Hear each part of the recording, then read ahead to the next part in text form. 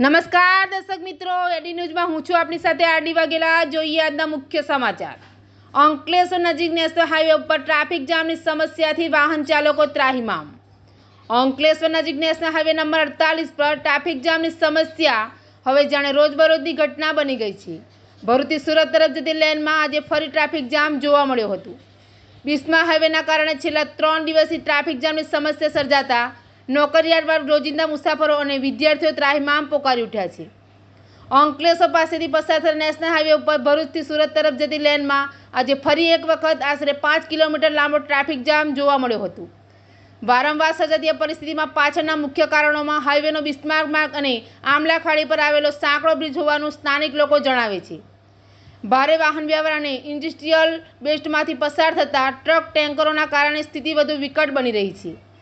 Traffic જામને કારણે અંકલેશ્વર પાનોલી જીઆઈડીસીમાં જતા નોકરિયાત વર્ગ, મુસાફરો તેમજ દૈનિક આવન જાવન કરતા લોકો તોબા પોકારી ઉઠ્યા છે। અંકલેશ્વર પાનોલી જીઆઈડીસીમાં જતા નોકરિયાતો તેમજ કિંમતી સમય બગડે છે અને સમયસર પહોંચી શકતા નથી, તેમજ સુરત તરફ જતા વાહન ચાલકોને પણ ભારે મુશ્કેલીનો સામનો કરવો પડે છે। સ્થાનિક લોકો તથા વાહન ચાલકોની માંગ છે કે હાઈવેના રસ્તાનું યોગ્ય રિપેરિંગ થાય અને આમલા ખાડી બ્રિજને પહોળો કરવામાં આવે, જેથી ટ્રાફિક જામની સમસ્યાની કાયમી અંત લાવી શકે। એડી ન્યૂઝ સાથે રિપોર્ટર જયેશ પ્રજાપતિ, અંકલેશ્વર।